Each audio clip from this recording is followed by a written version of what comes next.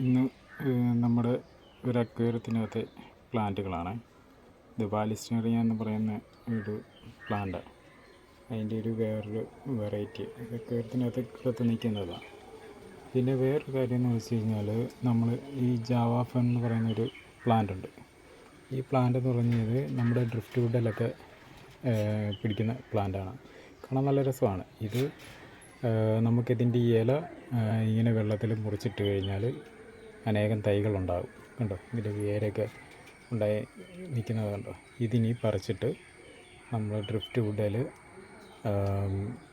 വെച്ച് നൂല് വെച്ച് കെട്ടി വയ്ക്കുകയോ അല്ലെങ്കിൽ ഗം ഉപയോഗിച്ച് നമ്മളിത് ഒട്ടിച്ച് വയ്ക്കുകയോ ചെയ്ത് കഴിഞ്ഞാൽ ഇത് ഡ്രിഫ്റ്റ് വുഡിലോ അല്ലെങ്കിൽ ചെറിയ കല്ലിലോ ഒക്കെ ഇത് ഇങ്ങനെ ധാരാളമായിട്ട് വളർന്നു വരും. നല്ലൊരു പ്ലാന്റ്. ഏകദേശം ഒരു പ്ലാസ്റ്റിക് ഇല പോലെയൊക്കെ നിൽക്കും. കാണാനും നല്ല ഷോയുള്ളതാണ്. ഇതിൻ്റെ വലിയ ലീഫ് വരുന്നതൊക്കെ ഇതുപോലെ നമ്മൾ കട്ട് ചെയ്തിട്ട് ഇങ്ങനെ വെള്ളത്തിൽ വെച്ച് ഇട്ട് കഴിഞ്ഞാൽ കുറച്ച് ദിവസം കഴിയുമ്പം ഇത് ചെറിയ മുളകളൊക്കെ വന്ന് ഇതുപോലെ അനേകം തൈകളുണ്ടാകും. ഇനി എന്നിട്ട് നമുക്ക് വേറെ ഡെക്കറേറ്റ് ചെയ്ത് വെക്കാവുന്നതുമാണ്.